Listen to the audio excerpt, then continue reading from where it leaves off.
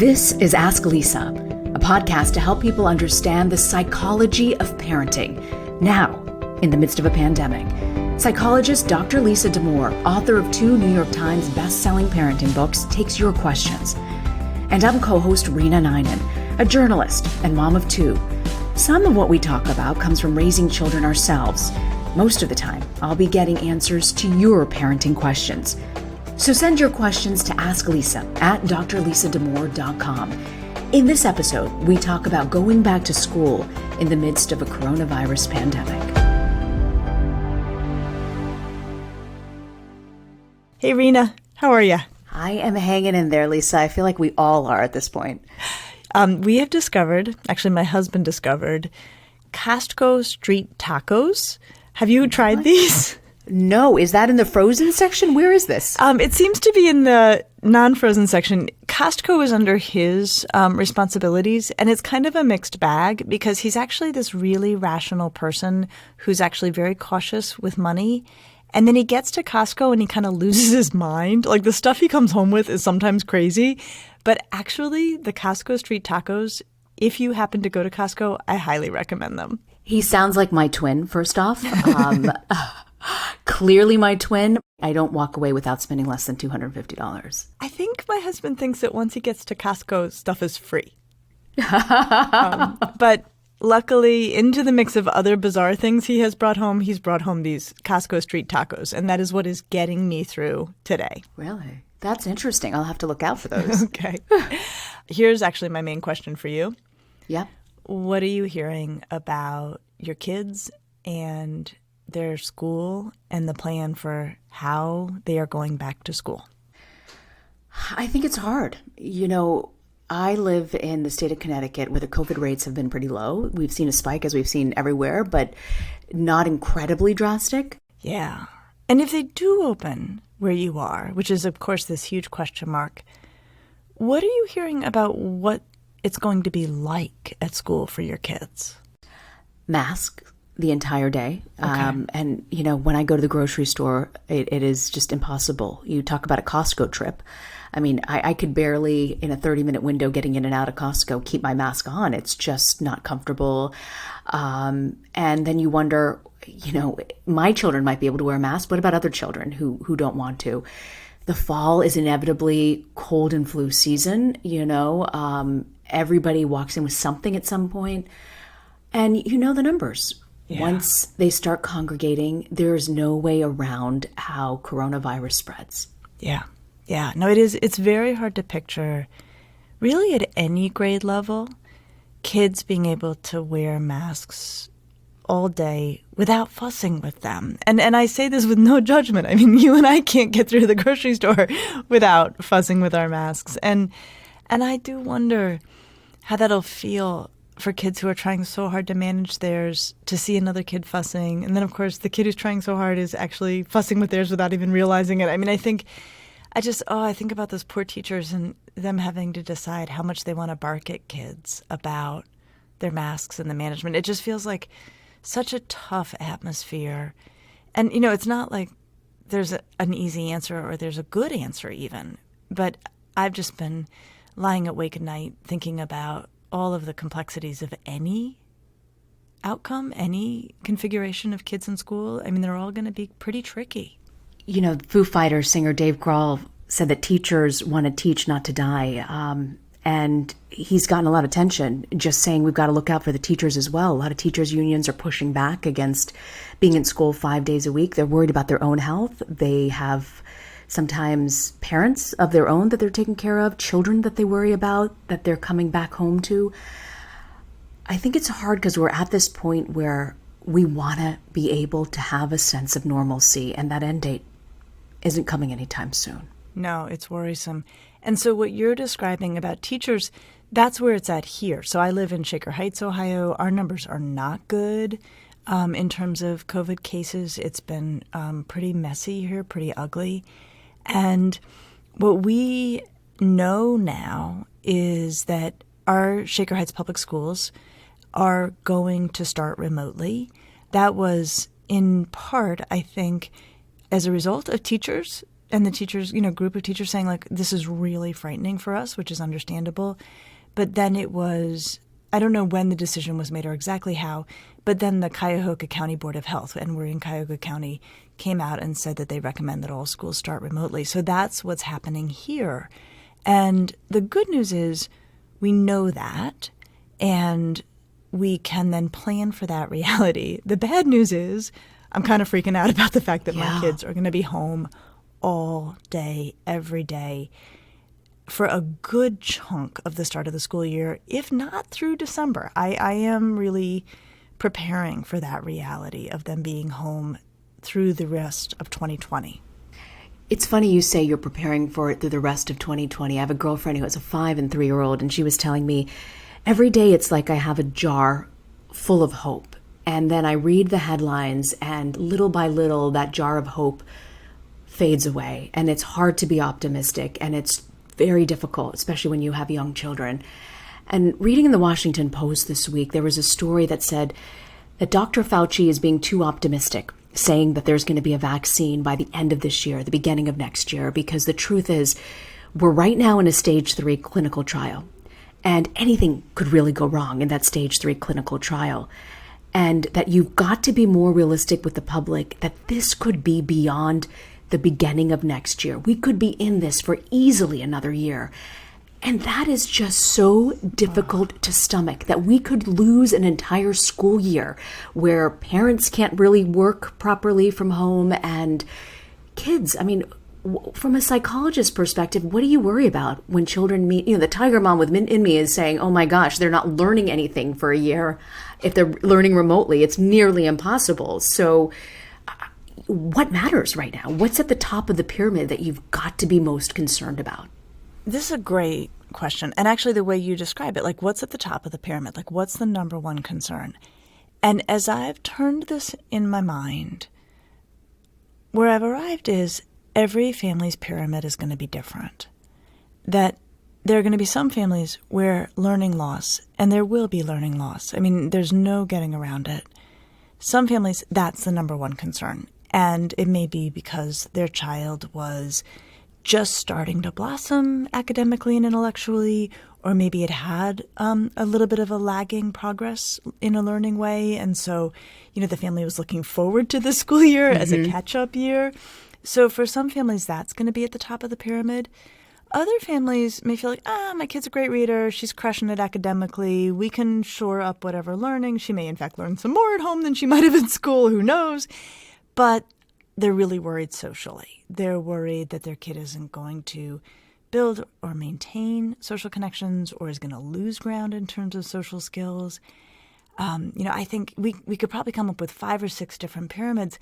Reena, I got to tell you, at our house, one of my biggest concerns, my daughters are 9 and 16. One of my biggest concerns is I'm worried about how I'm actually going to get my own work done when we're all in the house together all day. And when I think about my, my problem pyramid, good or bad, like, that's pretty high up on it, is my own worries about managing the realities of working from home with kids in the house. And even now, before they've started school, I am so aware, since, I really am home all the time, that I'll be, and I'm using finger quotes, between meetings, I'll run down from the 3rd floor to, like, grab a snack or something. And then, of course, I run into a kid. And then, of course, she wants to talk. And then, of course, I want to talk to her. Sounds familiar. Yeah. And I just think, can I do months and months of this where I am technically at work, but constantly running into my own children and their delights and or needs, or both? Like, I mean, that piece for me feels huge. So interesting to hear you be so real about how you're really concerned about not being able to function fully. And I wonder all the time. You've said to me so many times, this isn't about being productive. It's not about learning a new language.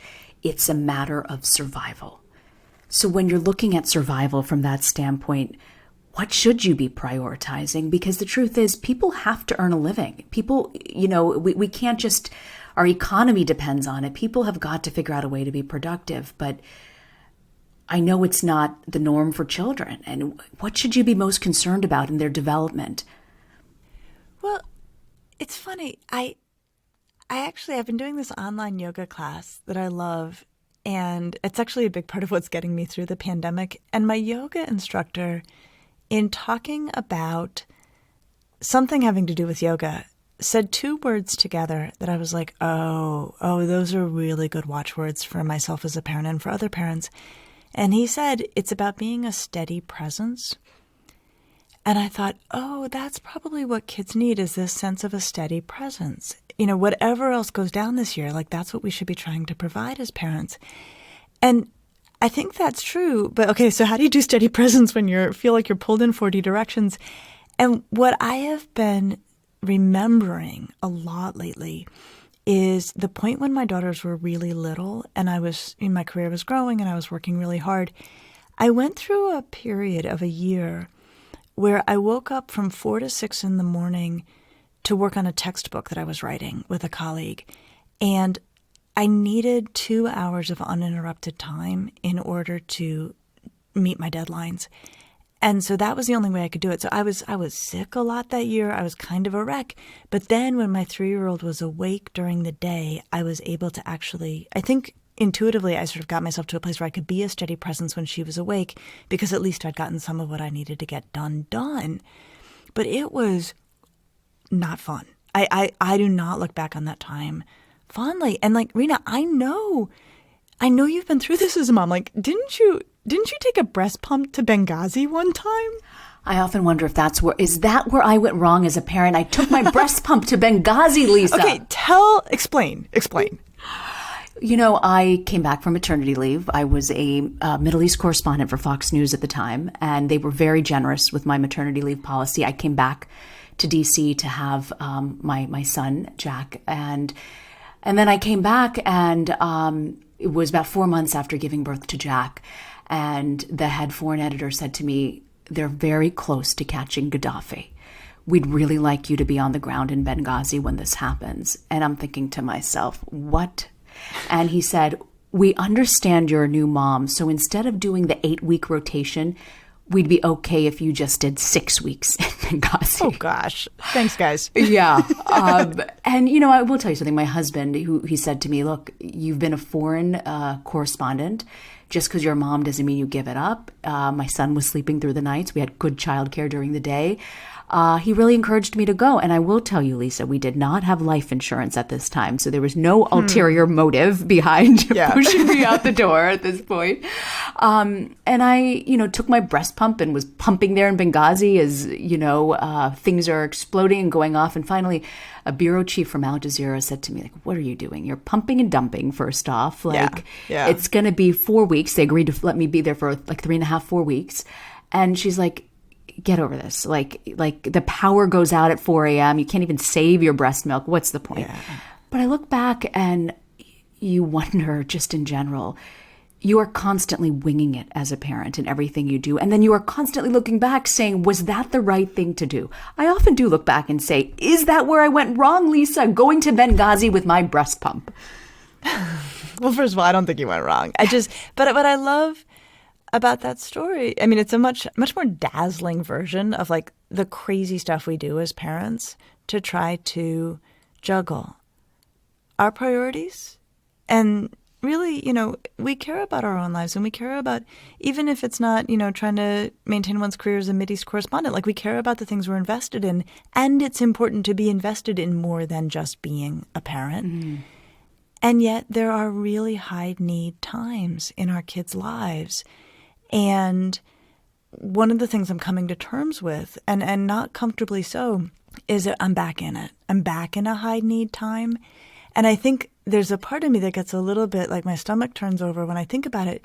Because one of the gorgeous things about having a 9 and 16-year-old is they're actually pretty self-sufficient. And under our normal conditions, I felt like that part of my life as a mother was a bit more in the rearview mirror. And I am reconciling myself to the idea of, you know what, I have done it before. I didn't think I'd have to do it again, but we're going to go through a pretty taxing period where I may get less sleep. I may accomplish less than I want to. I may have that tension of feeling like I'm a bad mom and a bad psychologist. I'm not good at anything. And I know there's an end date.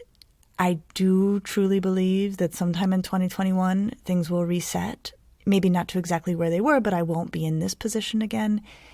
And when I tell myself that, like, I've done this with little teeny kids, and I need to think in that mode again, I feel both worse, because I really don't want to be back in that part of parenting when I felt so tense all the time, and also better because I'm like, you know what, I've been through that ringer before. You go through it once, it is never as bad the second time you go through any ringer. So here we are. You know, you talk about there are just some calls you make as a parent, and I remember saying, I'm going to go to Benghazi, and the women in the bureau in Jerusalem were shocked because in Israel you get easily a year paid to stay home, which I think is wonderful, and I wish every country would do, at least give women that option. And they started saying she must really hate being a mom if she's willing to go to Benghazi. But how do you? So many parents now are making decisions and then being judged based on their decisions, whether they allow their kids to go out, the parents who have completely kept their kids in isolation. There's so much pressure as a parent right now, and especially if your child is on social media, there's even more pressure. Yeah, this is a tough one. I know that where I want us to land on this one is like, if you can just reserve judgment, about what goes on in other people's homes, like try to, though I know it's really hard. I have sort of two thoughts about this. One is, I don't know if you remember this, but like before you had kids, you would hear stories about stuff that went down in houses with kids of like, somehow the 3-year-old got in the car and like was able to take it back down the driveway. And you hear those stories before you're a parent and you're like, oh my gosh, like what is wrong with those parents? Like how could that possibly happen? And then you become a parent and you're like, I can't believe that hasn't happened yet. Yes. So I think there's that part of like, parenting is so messy and complex, and it's just really hard. We all have stuff that goes down that we never thought would go down. But then the other thought I have is it is such a privilege to be a psychologist, and such a privilege to have people share the intimate truths of their lives with me. And what it's helped me really appreciate is that you have no idea what goes on in other people's homes. And you can think you know what someone else's life is like, or what someone else's pressures are, or what someone else's resources and advantages are. And I have to tell you, the longer I've practiced, the more humble I have become about knowing nothing about the configuration of any family or their demands or stresses unless they have sat down and told it to me themselves. And so it helps me when I feel judgy, and it's not that I don't feel judgy, but it helps me to just think, every family is its own universe. I don't know any universe but mine. I'm going to operate in my universe. I will trust that their universe is theirs and just try to let it go. It's hard, but I will say the longer I've practiced, the better I've gotten at that. How are you able to let go so easily? I wouldn't say easily for sure. Because you know what? I read some of the moms listservs around town, and I think people are so worried. And look, it's a pandemic. This is life or death. It is life or death. But I just see so much judgment being placed, and the pressure and the public shaming. And I think when you're in one stage, for instance, my kids are in elementary school. I really don't know what it's like to have a teenage, high school, or a college age child and what that entails emotionally and mentally. Yeah, no, and especially when you may or may not feel like you've got choices about keeping your own kids safe, right? I mean, I think that that's one of the big divides here is, what are the families that feel like, well, we don't like what they're doing, but we can make our own choices and keep our kids safe, versus families that may not feel they have those options. In terms of trying to just like restrain judgment or trying to let it go, one place I can get to that helps me a little bit is to think, okay, the bad guy here is actually the virus. And the bad guy of the virus has put everyone in positions in which we should never have been put. Like no one should ever have been put in the position of having to tell a 16-year-old they cannot see their friends for months on end. That is awful. And And so then I can get kinder when I think about it's not that that parent is screwing this up. It's that everyone's been put in a horrendous position and is operating then within that position with the choices and the resources that they themselves happen to be making.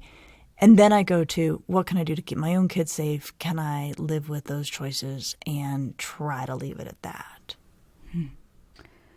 When you look back, and a lot of people go back to their childhood and point to issues that they're dealing with in adulthood, I often think, what is it that really matters?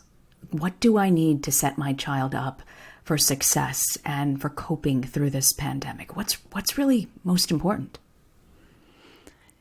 This summer and into, what's now going to feel like early fall faster than we realize. Reena, I have laid awake in bed so many nights just trying to wrap my head around this as a parent and then as a psychologist. And I would say in the last week or so, I felt like I got a little peace around some simplicity in this. And what I was thinking about is that of all the findings in psychology about what kids need and what's good for kids, if you could throw them all into like a giant machine, if you could throw thousands and thousands of research papers into a giant machine, what would drop out is actually one very clear finding that we get repeatedly, that what kids need is warmth and structure. It's those two things together that actually really, really brings about thriving. And so then as I've thought about what is definitely going to be the giant mess of the fall, like let's just say it, like it's going to be a mess no matter what else happens. What I've thought is, okay, can we just keep our eye on those two balls, warmth and structure, right? So warmth, okay, whatever goes down, kids are going to need incredible kindness. This is where I think the steady presence thing really caught my attention. They're going to need warmth from their parents. They're going to need peers that are good to them and that make them happy to connect with however they do. They're going to need warmth from grown-ups who are not their parents. And then they're going to need structure. So it may be, Reena, like I'm crossing my fingers for you, that your kids go back to school and they have the routines of the day and the structure of the school day, because school gives us a ton of structure. For my kids, I'm going to have to make the structure. I'm going to have to invent it. We're not going to have the, you leave now, you come back now, you pack your lunch because you're taking it. I'm going to have to make a structure about when we get going and how lunch really happens and when we decide we're together and when we decide we're apart. And then I'm imagining that many of us are going to have to make multiple structures over the course of the year as the routines are shifting on us. But that somehow centered me a little bit in this. Okay, that on any given day, if I can wake up and think, what's the warmth my kids are getting? What's the structure they're getting? Can we average a pretty high number over the week on this? It doesn't have to be all warmth and all structure every day. That to me felt somehow like a place where I could land. So what you're saying really is having some sort of routine and making the house feel warm, that these kids are loved and that there's a presence there is really what matters in the end. Yeah, I think routines and steady presence. I think that's what we're going for this fall, whatever else happens. For me, I can feel calmer when I think to myself, my goal is to try each day to make sure there's a decent amount of warmth and a decent amount of structure and to keep those averages high, keep that average high over the course of a week. So warmth and structure. And tacos. Yes, and Costco street tacos. That's my prescription.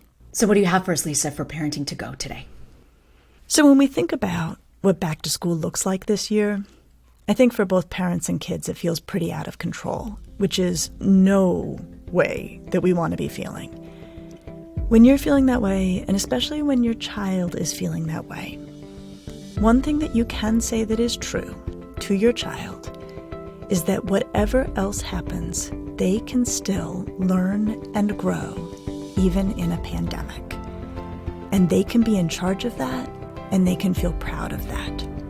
I think it's really important for us to remind kids of what, in fact, is in their control and what they can make happen.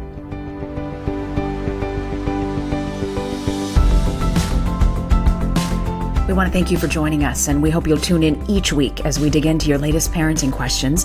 You can send those questions straight to us at asklisa@drlisadamore.com. Now, a word from our lawyers. The advice provided on this podcast does not constitute or serve as a substitute for professional psychological treatment, therapy, or other types of professional advice or intervention. If you have concerns about your child's well-being, consult a physician or a medical health professional. If you're looking for additional resources or information about this podcast, check out Lisa's website, drlisadamore.com. We'll see you next week.